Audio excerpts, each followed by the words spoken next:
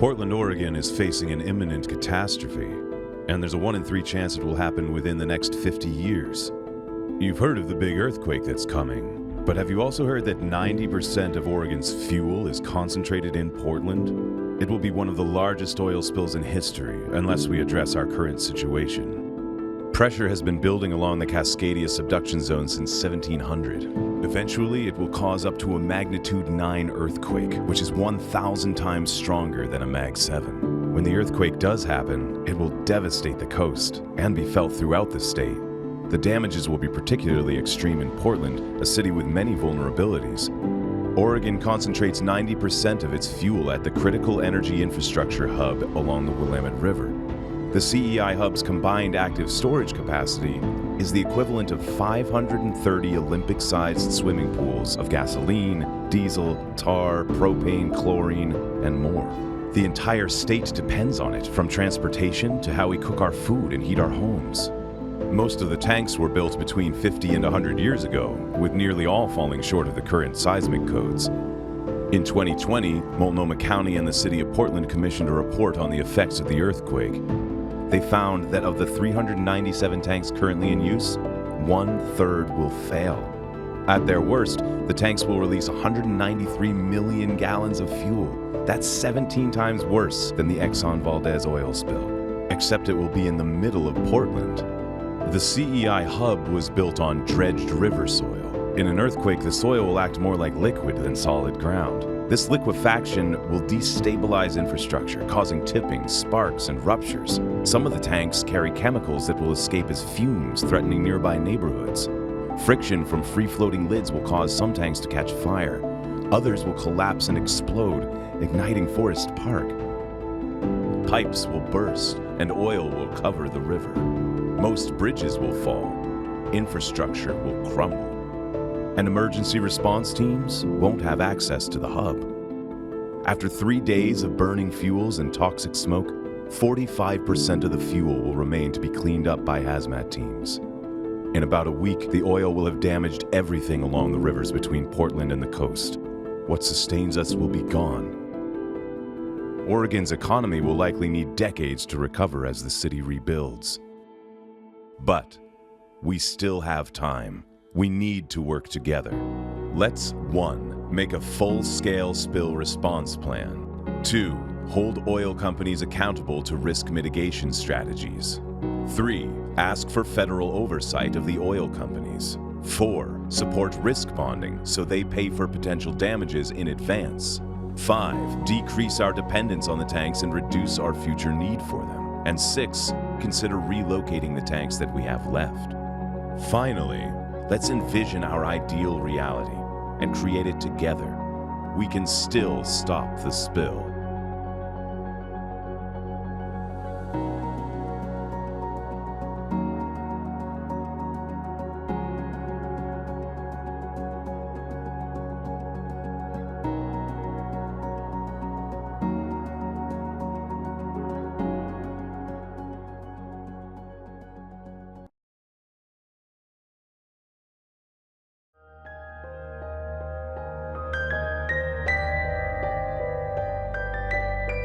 My name is William Ian Johnson. I work for the Oregon Department of Environmental Quality under the Fuel Tank Seismic Stability Program, and I am an inspector under that program.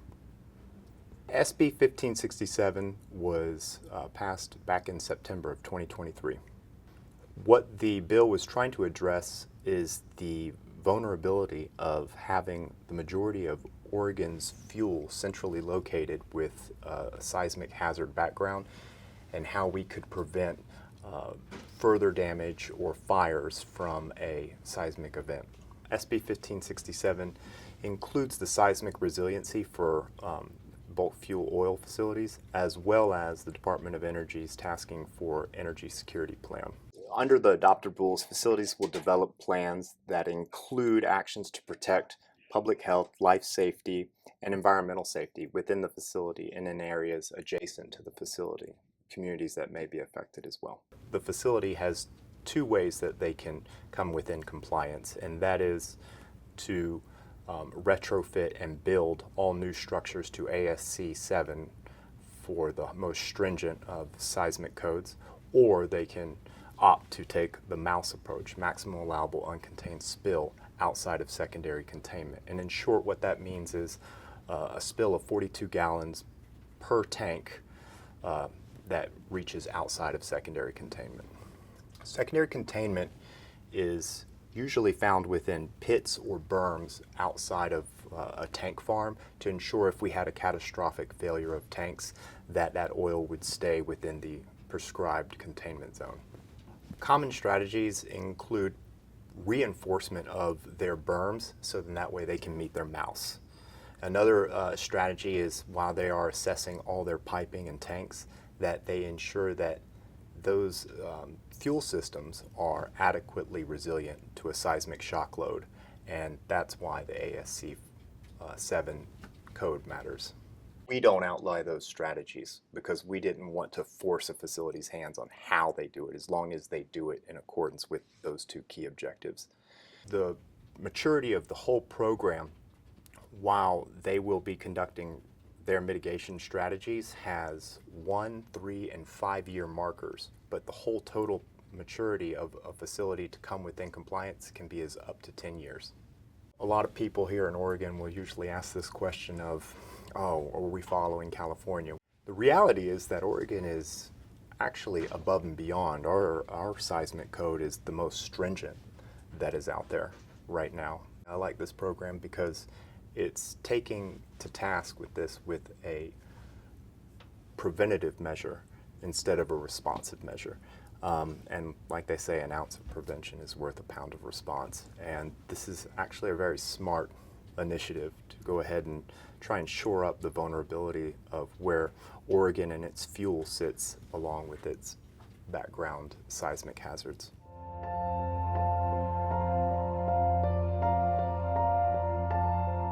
Hi, I'm Nancy Heiser. I'm part of Linnton Neighborhood Association, and our work group is dedicated to raising awareness and building community safety. I served on the all-volunteer Rules Advisory Committee for DEQ's program that was created by SB 1567. I'm involved in this work because I live here. My health and safety and that of other community members is at risk. And in 2012, reports started coming in about our risks. It's a perfect recipe for the largest disaster in U.S. history. Senate Bill 1567, that was a first step. DEQ is now responsible for structural safety of 17 of the largest tanks in the state of Oregon. Those tanks are in 3 counties, Multnomah, Columbia, and Lane. This is on a 10-year timeline until we get safer, and the clock is ticking. So beyond 1567, we believe there are many actions that should be taken with a lens on climate, the environment, and equity. First, we need to make similar assessments for all of the tanks in the state, like we've done with 1567. As radical as it sounds, we need to consider relocating the tanks. They simply cannot be made safe here. They should have never been put on liquefiable soil near the river and homes. And fuel needs to be accessible in all parts of the state. We can also mandate risk bonds. Currently, the oil facilities are not financially responsible for the damages they cause. Costs fall to the public, the government, and taxpayers. Multnomah County is currently considering polluter pays risk bonding actions, which will limit public liability. We need to consider a spill response plan that is up to the magnitude of the situation. With 350 million gallons stored at the hub, it's predicted that 190 million will be released. The Clean Rivers Cooperative, the oil spill response organization at the hub, has the capacity to only deal with 1 tank at 1 facility. Right now, there are 139 tanks at the hub that are permanently abandoned. They still pose risks, and they're not required to be removed. And this number of tanks will only increase as the fuel industry transitions to cleaner, more sustainable energy. Legislation is required to make them accountable and for them to remove their out-of-storage service tanks. We need to consider an emergency warning system to trigger shutdowns in an emergency. This would protect the workers at the hub and more than 30,000 people nearby who are at risk. And it would stop cascading events from occurring. We can also mandate increasing fire suppression capacity. With the volume of fuel at the hub and the fire expected to last as long as it does, its proximity to Forest Park is a nightmare. And it's not just about preventing the disaster. We have ongoing toxic issues in that the tanks release pollutants into the air which cause cancer, respiratory diseases, and other problems. In closing, we believe that no community should be allowed to become a sacrifice zone. Communities have rights, and corporations have responsibilities. We need you to get involved to please help. Thank you.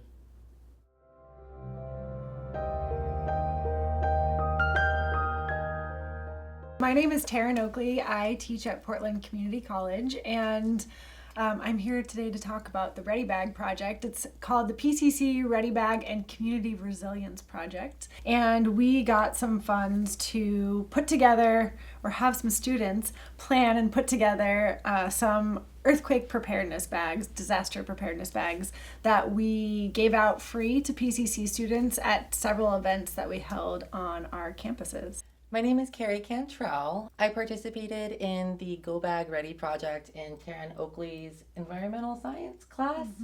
And it was through community-based learning, which is a external opportunity to engage with the community on rewarding projects as part of our class curriculum. The plan was to make these earthquake preparedness bags where students could be more prepared if an earthquake does happen, but we realized in the process that it also was helping students be prepared for different disasters as well, like heat waves or ice storms, wildfire. We designed them so that it's really just a starter kit. So to be truly prepared for a disaster, you would need a lot more items than we have here.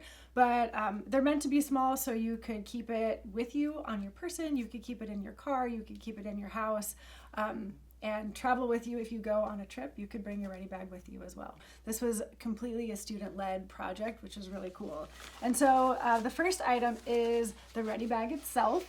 And this is a bag, they wanted it to be reflective. So instead of having a reflective vest, it has a reflective strip on it. You could wear it as a backpack. You can wear it over your shoulder, and it's lightweight. And, you know, it's a good size to hold the items that we have here.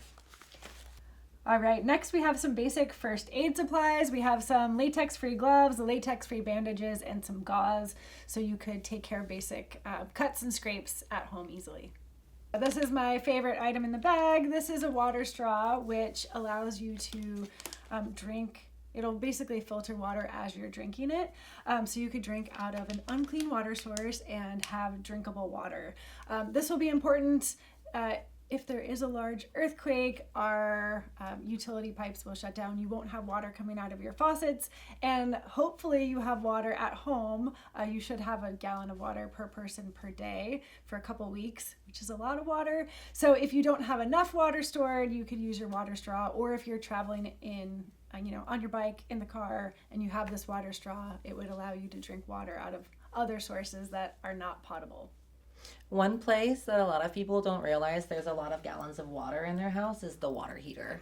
After the power goes out and the pipes stop working, you can go straight to the water heater, and there's a spigot on the bottom of it. Great, so this is a hand crank flashlight, so it doesn't need batteries, and so, if your power's out, which it will be, you can use this to guide yourself at night. Mm-hmm. All right, this item is a refillable lighter, and we got refillable lighters to try and reduce the waste. And this can be useful for anything you might need a fire for, including starting a camping stove or building a fire for heat if needed.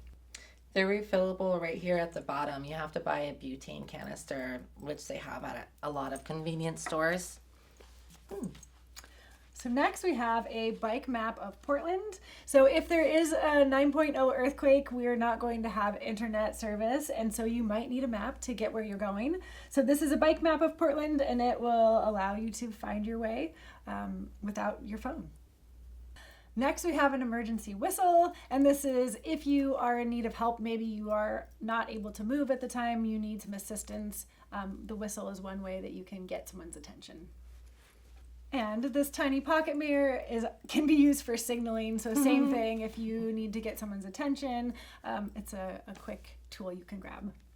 This is a pack of emergency blankets, so really thin, but they'll keep you warm. So especially for your go bag, if you're out and about when a disaster happens, it's just an extra layer of protection to help keep you safe from the elements.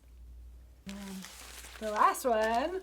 Oh yeah. Ziploc bag, and this is important because this is so that everyone is prompted to put copies of their driver's license or identification, maybe some cash, some important materials, and then you can keep this in this Ziploc bag inside your ready bag. It will keep it dry, and you have it if you need to run out the door. So this is the brochure that I made as part of Taryn's class. This was my team's project. And it's just a brochure of additional resources. We tried to brainstorm some contexts and situations where folks might not have the inherent knowledge or survival skills or equipment on hand or that is accessible in the bag. So we put some how-to guides in here. We have here instructions on how to dig a cat hole, which is a wilderness survival term for outdoor potty. It's a hole in the ground. And then we also have a homemade water filter, which you can use from found materials and recovered materials like plastic bottles and then different sizes of gravels.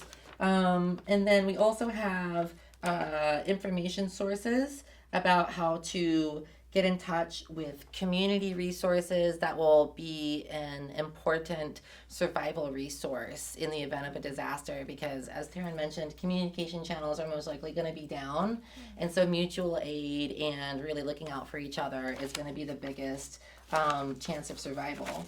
And then if you do happen to have phone service, there's a bunch of emergency numbers that are regional to here in Oregon and Cascadia in general. And on the very last page is a map of evacuation routes in the city of Portland. So next, there was another group of students that created some additional resources for the bag.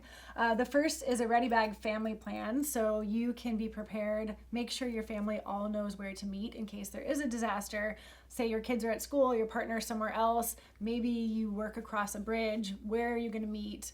What's the plan? Where are you going to go? The next piece of paper in here is some background information about the Cascadia Subduction Zone, what it is, what that kind of an earthquake might look like. And then lastly, there is an emergency checklist that has other ideas for supplies that you might want to make your home ready bag more robust, including food and water to get you through a couple weeks. There's also technology and personal items. Additionally, any medication, if you have medication, wear eyeglasses, things like that, making sure you have those handy is good too. There's a resource guide that was created that actually has our whole shopping list of all the items that the students picked out and links to the items. So you can actually recreate this bag yourself if you wanted, using the link on our guide. As somebody who has a disability, I want to make a particular mention about disabled people and disabled neighbors in the event of emergency, not just about keeping medication and, having alternative sources of power like solar chargers for diabetes pumps, but also looking for your neighbors and listening for them, because a lot of times people who are living in chairs will not be able to escape from a building, like Taryn said, or be able to move themselves to a place of safety if they're stranded somewhere or blocked by an obstacle in a roadway. So just something to consider, and checking in about people whom you know or in your life that have disabilities. Mm-hmm. And I think to go along with that, my biggest advice is get to know your neighbors, get to know the people who work near you, who live near you, and just have that sense of community and look out for one another.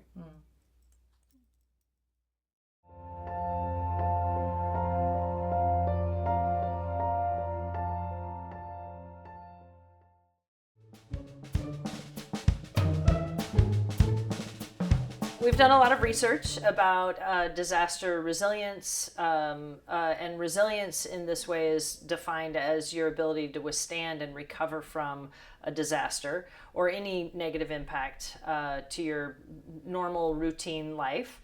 And what that research has shown us is that community connections, how many friends you have, how many people you can count on, is more important than any of the other preparations that you can make.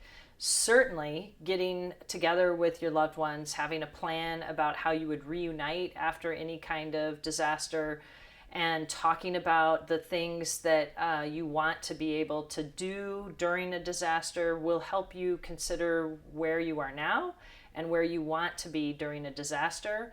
And you can start taking classes, getting to know more friends, arranging for people that are next to, maybe your mom lives in an assisted living facility, meeting people that are near there that could check on your parent. Same with your children's school. If you realize that you only have yourself signed up as somebody that can pick up your child, but you have friends that live really close to your child's school, you can always fill out paperwork in advance and make sure that they can pick up your child if there's ever a disaster and you can't make it there. So those plans and those conversations that you have with friends and family over dinners, during barbecues, those are the things that are going to help with your resilience more than anything you put in a bag to take with you.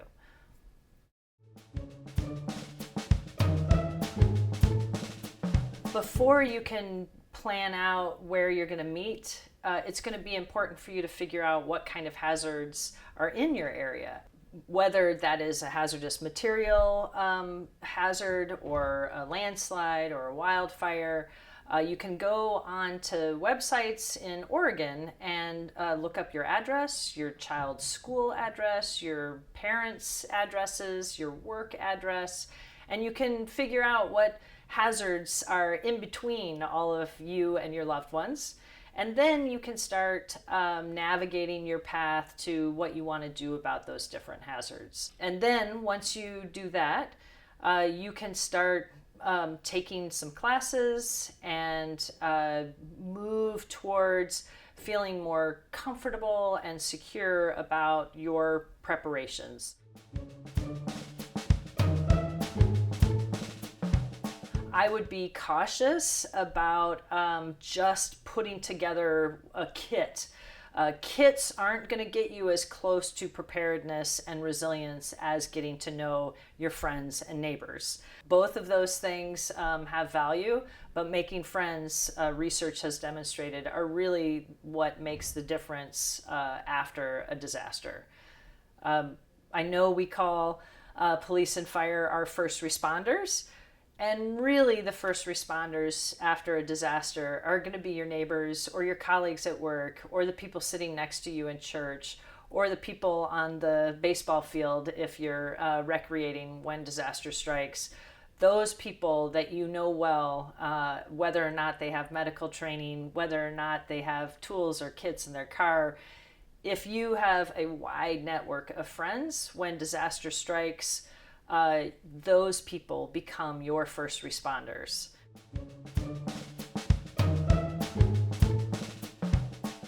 The vast majority of recovery work is accomplished by our nonprofit, our non-governmental organizations, your civic, humanitarian, and faith-based communities who organize at a national and international level to come in and assist communities after a disaster. And it could be that your communities that you're involved in are part of that national voluntary organization active in disaster community.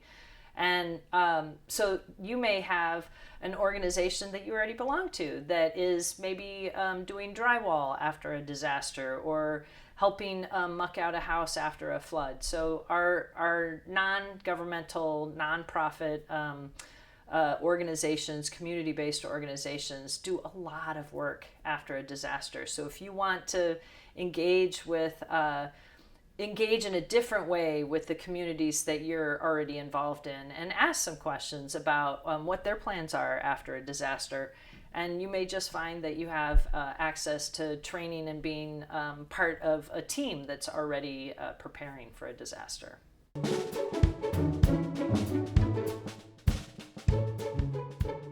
So there's pretty important pieces to disaster resilience in addition to getting to know more people, making friends instead of just making kits, then also kind of going through the motions of responding, a dry run, joining a community emergency response team. In Portland, those are called neighborhood emergency teams. Going through those classes, that training, going through the motions of talking about how you might meet up after a disaster. Those build not only your psychological hardiness, but your confidence in how you're going to fare after a disaster. But having access to that information and education is important. So if you have any questions about hazards that you think might be impacting you and your community, reach out to your local emergency management agency, and they can help kind of tailor some courses that are available online or locally that you could take that can help you prepare.